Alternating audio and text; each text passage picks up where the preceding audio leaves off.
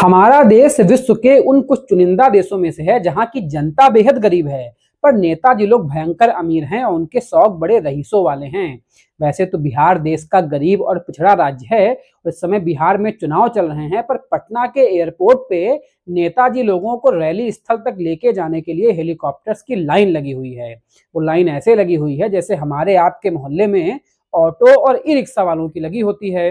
और नेताजी लोग सफेद कलफदार कुर्ता पैजामा पहन करके अपनी बड़ी बड़ी गाड़ियों से आते हैं और सीधे हेलीकॉप्टर के सामने उतरते हैं और खट करके हेलीकॉप्टर में बैठते हैं और फिर पंखी घुमाते हुए उड़ करके जनता के बीच जनता का ही विकास करने के लिए हाथ जोड़ के उससे वोट की अपील करते हैं। इसीलिए किसी कवि ने लिखा था कि आने वाले हैं शिकारी मेरे गांव में, जनता है चिंता के मारे मेरे गांव में। ये वोट की अपील हमारे और आपके विकास के लिए कभी नहीं होती।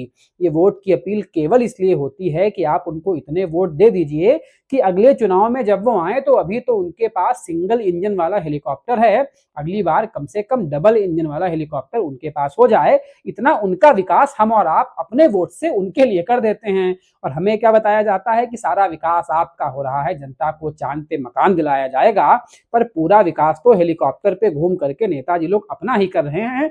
और यही हमारे देश के लोकतंत्र की खूबसूरती है, क्योंकि जनता की भी यहाँ पे हालत ऐसी है कि जब बिहार में किसी से पूछा गया कि क्या आपने अपने क्षेत्र में कभी विकास देखा है, तो जनता कहती है कि का भैया विकास कौन जात के हैं। मतलब जनता को भी केवल जाति और धर्म से मतलब है, तो नेताजी को अगर अपने हेलीकॉप्टर की पंखी से मतलब है तो इसमें गलत क्या है भाई। धन्यवाद।